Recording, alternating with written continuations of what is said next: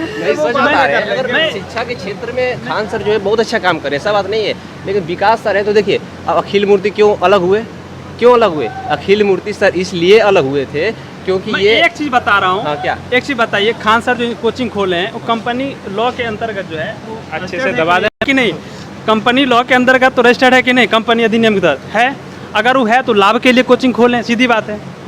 NGO खोल लेते हो, एनजीओ के अंतर्गत पढ़ाते हो। अच्छा, वो शिक्षा के क्षेत्र में खोल दिए तो क्या गलत कर दिए? 70,000 में शिक्षा की होगी। हाँ, तो क्या हुआ? अच्छा ये बताइए, जो यूट्यूब पे कम से कम 10,000 में करा रहा है, सिलेबस यूपीएससी का वही है।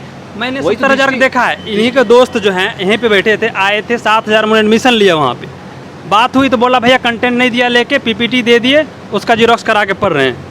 ऐसे तैयारी होगी बच्चों की। अच्छा, ये बच्चों की सिलेबस है एक तो हिंदी मीडियम की रिजल्ट नहीं हो रही है, उसके ऊपर से हर एक टीचर कोचिंग खोल कितना दिया बताइए? सिलेक्शन कितना दिया है दृष्टि? जानते हैं जो एक बार पीटी क्वालिफाई कर लेता है, दृष्टि मेंटर से में बुला लेता है और इंटरव्यू लेकर के सीधे बोल देते हैं विकास सर कि हमारे यहाँ से 45 सिलेक्शन 75 सिलेक्शन है। का नहीं कह रहा, मैं मार्केटिंग की बात कर रहा हूँ। विकास सर का भी कोचिंग दृष्टि जो है वो मतलब कंपनी अधिनियम के अंतर्गत तो भी लाभ के लिए कमा रहे हैं, सारे कंपनी लाभ के लिए। ये तो मैं ये कह रहा हूँ ऐसा चीज़ है जो भाई अपना उतना बिजनेस किए तो भाई लाभ तो स्वाभाविक है, मिलना चाहिए। लेकिन आप ये बोले थे कि जो खान सर है तो खान सर का जो है कि इतना कम पैसा में नहीं पढ़ाना चाहिए। भाई वो बंदा जो खान सर इतना कम पैसे में पढ़ा रहे हैं तो क्या गलत कर रहे हैं ये बताइए ना।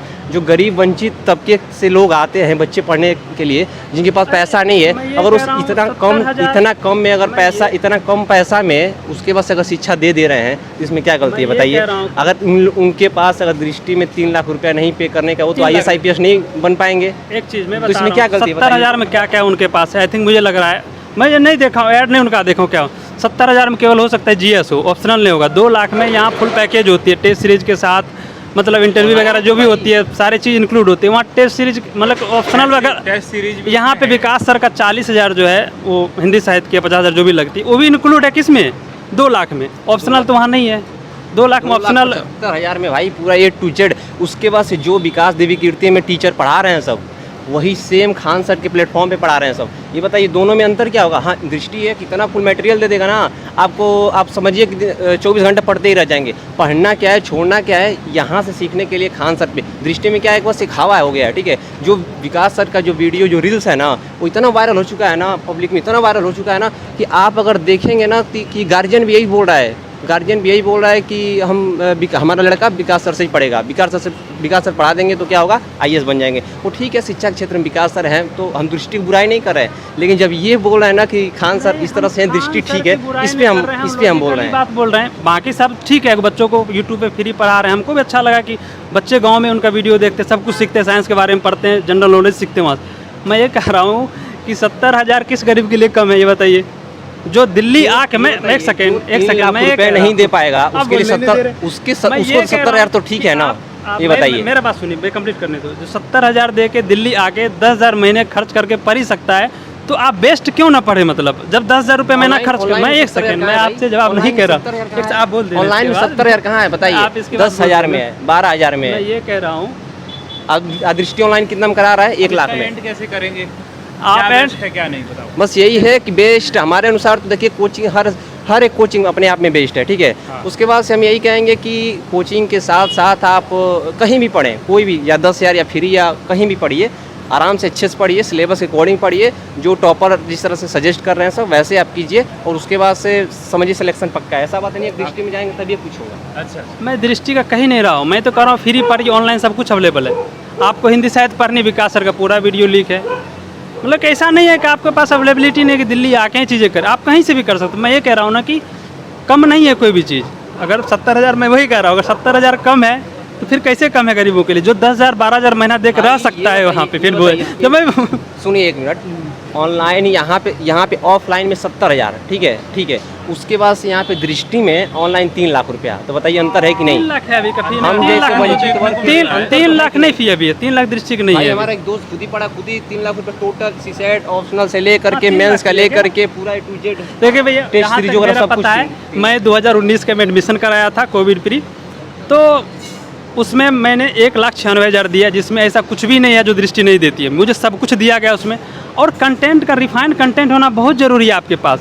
दृष्टि का 25 साल से बना हुआ नोट्स रिफाइंड होती है, हर एक साल कंटेंट जुड़ती है। मैं दृष्टि की बड़ाई नहीं कर रहा हूँ, मैं पढ़ रहा हूँ तो चीज़ों को फील करता हूँ कि मतलब आप वो कंटेंट पढ़िए ना जो रिफाइंड होकर आया है, अच्छी कंटेंट। मैं संस्कृति का नाम नहीं लिया हूँ, लेकिन संस्कृति भी तो जीएस। एक सेकंड मुझे बोलने दीजिए। सिलेबस में सॉरी, ये है डिबेट चल रही है और ये इसके लिए वीडियो के लिए मैं बताऊं, बहुत लंबा वीडियो होने वाला है और इसका एक पार्ट दूसरा भी आएगा। अभी मैं एक ही बात कर रहा हूँ, सिलेक्शन कहीं भी हो, मैं एक दो तीन फैक्ट रख देता हूँ हाँ। जो बच्चों की ज़रूरत है। आप दुनिया में कहीं भी पढ़ रहे हैं, IAS में आप दुनिया में IAS की तैयारी तो ही होती है, सिविल सर्विसेज और जगह भी होती होगी। इंडिया में अगर पढ़ते हैं, सिलेक्शन लेनी हो तो द हिंदू और विजन के अलावा आपका कोई ऑप्शन नहीं है। विजन की जो करंट अफेयर उसके पास, दृष्टि का मैं स्टूडेंट हूँ लेकिन विजन का मैगजीन पढ़ता हूँ, मैं द हिंदू का एडिटोरियल पढ़ता हूँ। मजबूरी है क्योंकि मैं सब कुछ एक चीज़ पे नहीं ढंग से रख सकता हूँ, इसीलिए आपको बेस्ट कंटेंट पढ़ना पड़ेगा क्योंकि आप एग्जाम का पैटर्न वो नहीं। आप कैसे बोले थे कि दृष्टि के लिए दृष्टि सही है, खान सर 70,000 में क्या पढ़ाएंगे, एक बार बोले थे। बोला हूँ मैं ये कह रहा हूँ ना कि जो चीज़ बेहतर है आपको अपनाना पड़ेगा। अगर दृष्टि में कंटेंट बेहतर है तो आपको वो चीज़ अपनाना पड़ेगा। अगर यूपीएससी है, सिलेबस अपन डिफाइन कर दिया है, पेपर 1 2 3 4, अगर कोई भी टीचर सिलेबस अकॉर्डिंग कंप्लीट करा दे रहा है तो उसके बाद से आप उसको आप बोल रहे हैं जो रिफाइन करने के लिए वो आप करंट अफेयर से अपडेट कर दीजिए। अब उसमें अब 3 लाख देने से क्या फायदा बताइए। बारे में सीधे पक्ष में बोल रहा हूँ, हिंदी साहित्य का ऑप्शनल विषय 3 लाख दे देंगे, दृष्टि सिलेक्शन दिलवा देगा मेरा। मैं बता रहा हूँ, हम 4 लाख देने के लिए तैयार हैं, बताइए। अभी मैं बता रहा हूँ, नहीं होगा ना सिलेक्शन भी करना तो विद्यार्थी देता है, सब कुछ मैं ये बता रहा हूँ। जैसे कि हिंदी अभी ऑप्शनल मतलब खत्म हुआ हिंदी साहित्य का, लगभग हिंदी मीडियम के बच्चे 100 में ना 80% जो है वो हिंदी साहित्य का होगा। मैं दावे के साथ कह सकता हूँ कि जो विकास सर का नोट्स है, मैं डायरेक्ट ऐड कर रहा हूँ इस तरह समझ, विकास सर का हिंदी साहित्य का नोट्स जो सुन भी रहोगे, जो मेंस लिखोगे 80 to 90% मतलब कि प्रत्यक्ष रूप से सवाल आता है वहाँ से। मैं टिक लगा के दिखा दूंगा, हिंदी साहित्य का मार्केट में कोई ऐसा नोट्स नहीं है जो डायरेक्ट उसमें टकरा जाए। और मतलब 20% ऐसे सवाल है जो अप्रत्यक्ष रूप से होती है, जो उस सारे कंटेंट को पढ़ने के बाद जवाब दे पाएंगे। वो भाव एक लाइन मिलती है चीज़ें उसमें से। ये बताइए तो कंक्लूजन यही है कि जो भी सारी बातें हम उसमें बताए हैं डाटा के रूप में, ये सारी चीज़ें, ऐसा नहीं कि हम किसी के प्रति द्वेष है मेरा और गलत इंटेंशन से बोल रहा है, ऐसा कुछ भी नहीं। हमें जो जैसा लगता है ना उस तरह हम भी सोसाइटी पढ़े हैं, एथिक्स पढ़े हैं, सब कुछ को देखते हैं। तो ऐसा नहीं है कि कोई चीज़ बुरा है। खान सर अपने आप में बहुत अच्छी चीज़ें हैं कि एजुकेशन ग्लोबल लेवल पे जा रहे हैं, इंडिया के हर एक बच्चे ग्रो करेंगे। लेकिन अगर सच बात बताएं ना तो हम बहुत सारी बातों को आक्षेप लगा सकते हैं उन पर, चाहे विकास सर ही हो और खान सर पे। लगाना आसान होता है लेकिन करना आसान नहीं होता। एजुकेशन पे और वो बेहतर कर सकते हैं। मतलब अभी एजुकेशन सबको IAS ही बनवाना है सपोज, मतलब कि जो भी जिसके पास मैं कह रहा हूँ बैंक अकाउंट में पैसे होते हैं तो सारे बच्चे सारे जो एंटरप्रेन्योरशिप होते हैं सोचते हैं कि IAS ही बनवाओ। यार तुम बैंक में जाओ ना, 1 से 5 के बच्चों को पढ़ाना शुरू करो, 5 to 8 का शुरू करो, कुछ तो NGO के रूप में शुरू करो। बिहार से आप हैं, बिहार के बच्चे बोलते हैं, बिहार के बेटा बोलते हैं, क्या कि 1 से 10 के लिए आप क्या कर रहे हैं? कुछ इनिशिएटिव ले रहे हैं, बहुत जल्दी नहीं ले पा रहे हैं। सीधे आपको IAS बनवाना, कितने % बच्चे IAS बनेंगे? जो एलीट क्लास के बच्चे हैं वही लोग IAS बनने को सोच रहे हैं। जो गरीब हैं वो तो गांव में बसे हैं, कितने का आप गरीबों का IAS बनवा देंगे आप? क्योंकि उसका बेसिक स्ट्रक्चर ही सही नहीं है पढ़ने लिखने की, उसका बेसिक तैयारी ही नहीं हुई जो आप IAS का तैयारी करवाएंगे। आप लोग पर ध्यान देना है, 1 से 10 का जो बच्चा है ना उस पर फोकस कीजिए। जो बच्चे नहीं पढ़ पा रहे गाँव में उसको पढ़ाइए। IAS बनना जिसको बनना है वो बन ही लेगा, जिसको नहीं बनना है वो कुछ भी कर देंगे नहीं बनेगा। उसको दिल्ली आना हो दिल्ली आग बन लेगा, गाँव से बन लेगा। दिव्या तनवर की स्थिति को हम लोगों ने बढ़िया से देखा, लेकिन वो बनी, उसके लिए कोई कोचिंग की वो नहीं रही कि वो नहीं बनेगी। मैं ये कह रहा हूँ कि आप बच्चों को ग्रो कीजिए। क्यों दिव्या तनवर क्यों बन पाई? वो नवोदय विद्यालय की पढ़ी लिखी है, नवोदय विद्यालय का बहुत योगदान उसमें। तो आप नवोदय जैसा काम कीजिए जो वहाँ से बच्चा उठ का है ना उसको बिना कोचिंग का IAS बन पाए, ये काम कीजिए। दिव्या तनवर एक उदाहरण उसमें बन रही है कि उन्हें अपने बेसिक नॉलेज जो प्राथमिक शिक्षा के आधार पर IAS बनी है, किसी कोचिंग के बदौलत नहीं बनी है। वो उनका स्कूलिंग इतना अच्छा हुआ, 12th ग्रेजुएशन इतना की IAS बन गई। आप लोग डायरेक्ट IAS नहीं बना सकते किसी को, उसके लिए पढ़ाइए, बच्चों को भी ध्यान दीजिए। जो 1 से 10 के बच्चे हैं ना बिहार में, यूपी में जो नहीं पढ़ पा रहे हैं, हाँ जो नींव है ना उसको आप मजबूत कीजिए। हम देख रहे बिहार में जा रहे हैं, समाज में बच्चों बर्बाद हो रहे हैं, स्थिति सही नहीं है। वहाँ पे आपको सही करने की जरूरत है। IAS तो जिसको बनना हो दिल्ली आके बन लेगा, गाँव में बन लेगा, लेकिन जो नहीं बन पाएगा ना उसके लिए आप लोग काम करना शुरू कीजिए। हम जानते हैं विवेक बंदरा के पास बहुत पैसे हैं, खान सर के पास है या फिर विकास सर के पास, काम वहाँ करना पड़ेगा जहाँ पे नहीं हो रहा है। समाज में जाइए, एनालिसिस कीजिए, जो बच्चे जो हैं 6 साल से 18 साल के बच्चे हैं, कितने लोग पढ़ रहे हैं अभी, कितने लोग ग्रेजुएशन है। डाटा बहुत ख़राब मिलेगा आपको। हकीकत में जाइए, IAS तो बहुत बड़ी बात होती है, जिसको बनना है वो गाँव से तोड़ को बन लेगा, वहाँ पर काम करने की ज़रूरत है। ठीक है, खान सर अच्छा काम कर रहे हैं, बहुत अच्छा काम है, दिल्ली में भी खोले हैं, वहाँ भी खोल रहे हैं, सब मार्केटिंग है, सबकी मार्केटिंग है। दृष्टि हो चाहे सर भी बोले मार्केटिंग है, मार्केटिंग के अलावा कुछ होगा ही नहीं। हाँ के बच्चे हों चाहे शहर के बच्चे हों या ठीक है, अगर कोई भी बंदा अगर अच्छे से मेहनत कर रहा है, ठीक है, तो उसका सिलेक्शन तय है। ठीक है, दिव्या तनवर को आप उठा के देख लीजिए, ठीक है, तो दिव्या तनवर खुद आप उनका फैमिली के बारे में देखेंगे, कहीं भी देखेंगे उनका उठा करके, इतना मतलब गरीब फैमिली से है, लेकिन मेहनत ऐसा चीज़ है कि आप ये नहीं बोल सकते कि ठीक है ग्रामीण क्षेत्र का है तो नहीं हो पाएगा पहले। हाँ ठीक है, वहाँ पे अगर यूपीएससी सबको अपॉर्चुनिटी देती है, ठीक है, अगर आप मेहनत करने में ठीक है, ठीक है, और रणनीति के साथ काम कर रहे हैं तो ऐसा कोई बात नहीं। एग्जाम्पल बहुत सारे हैं, ऐसा कोई बात नहीं सिलेक्शन नहीं होगा, सिलेक्शन पक्का हो रहा है, सबका हो रहा है और सबका होगा। जो मेहनत करने वाला है वो सबका होगा।